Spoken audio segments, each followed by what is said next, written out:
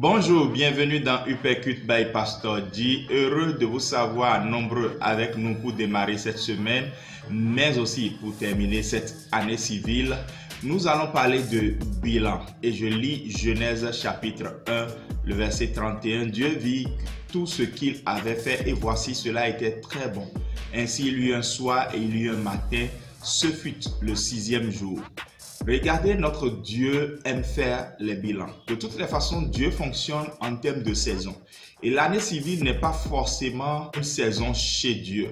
Oui, la saison chez Dieu peut chevaucher 2 années civiles, mais notre Dieu fonctionne en termes de saison, il fonctionne en termes de cycle et il fonctionne en termes de temps kairos. C'est-à-dire le temps approprié chez Dieu pour faire des choses. Et je pense que bien que nous soyons en train de finir une année civile, c'est aussi le moment favorable pour nous de faire le bilan de notre vie en tant que disciples de Jésus. Et pour cela, je vous recommande un site propulsé par EMCI TV. Il s'agit de bilan-de6, donc annuel.com. Donc bilan-annuel.com. Tapez ça dans votre navigateur, vous tombez sur un site uniquement dédié au bilan spirituel. Vous allez pouvoir faire ce bilan dans 7 domaines de votre vie.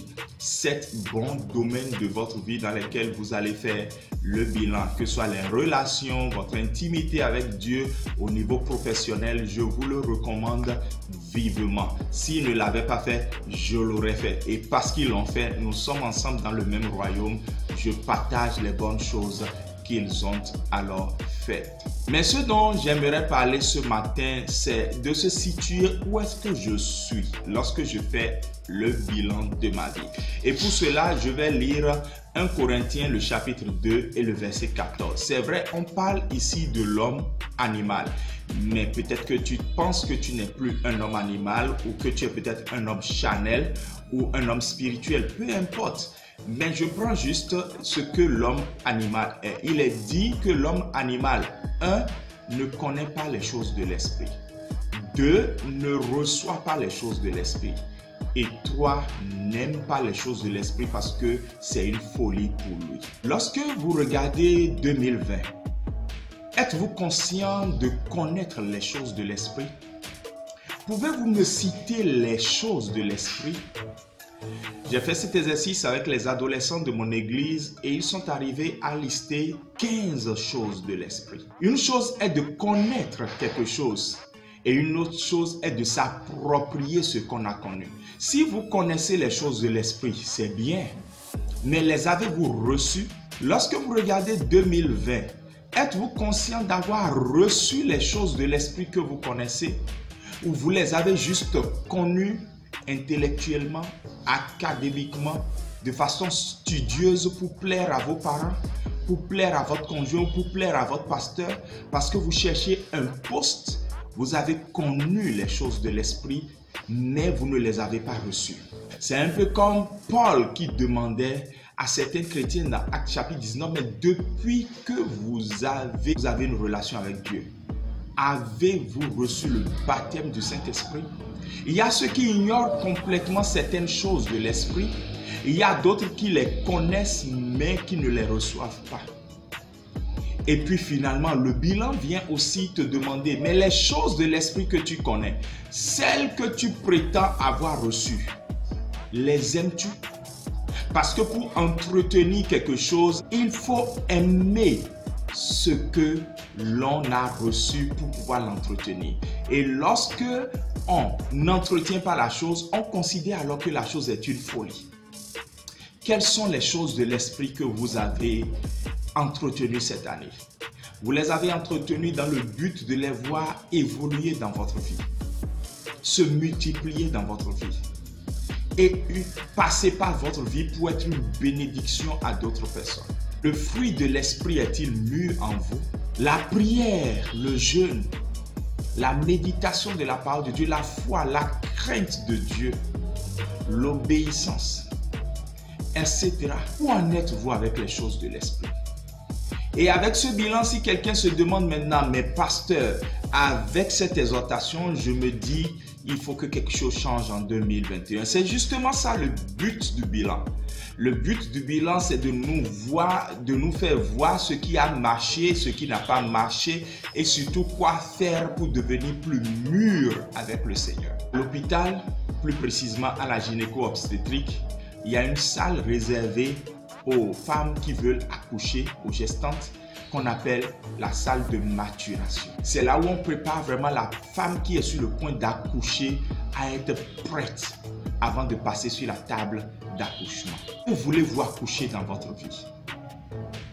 Êtes-vous passé par l'étape de maturation pour la maturité avant l'accouchement? Le bilan est important dans votre vie maintenant que nous sommes en fin d'année civile, mais c'est aussi la fin d'une saison dans le calendrier de Dieu. Parce que bientôt dans le calendrier de Dieu, nous sommes à une aube nouvelle. J'aimerais challenger quelqu'un maintenant à vraiment faire le bilan de sa vie et à se fixer les bonnes résolutions. J'aimerais aussi dire à quelqu'un qui se dit, mais pasteur, maintenant je veux les choses de l'esprit. Comment faire? Mais c'est simple. Il est clairement dit les choses de l'esprit. Ce sont des choses qui appartiennent à l'esprit. Voulez-vous des choses qui appartiennent à quelqu'un, mais demandez à la personne. Ne venez pas me le demander. Ce ne sont pas les choses qui m'appartiennent.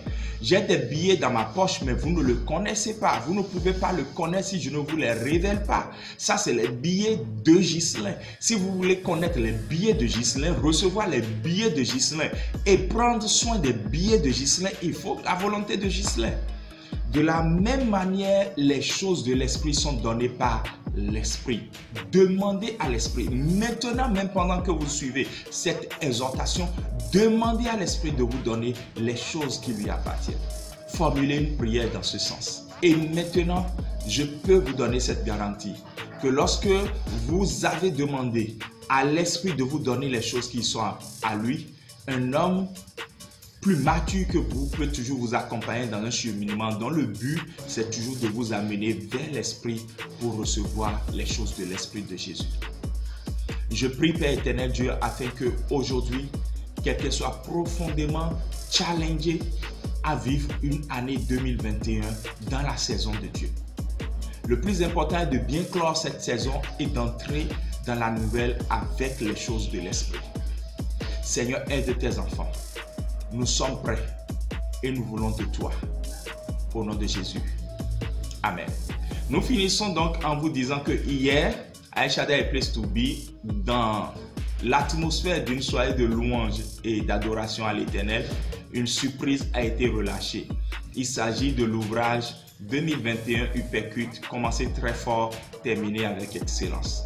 Dans la saison dans laquelle Dieu nous introduit et qu'on appelle une aube nouvelle, nous relâchons cette ressource qui vous permet de donner la prémisse de 2021 à Dieu.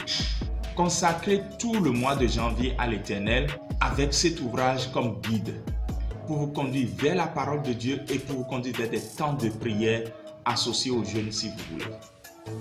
En tout cas, c'est une ressource qui mérite la peine d'être possédée. Le but de ce dévotionnel, c'est vraiment clair. Vous aider à commencer très fort une année et à la terminer avec excellence. Que le Seigneur vous bénisse. Shalom.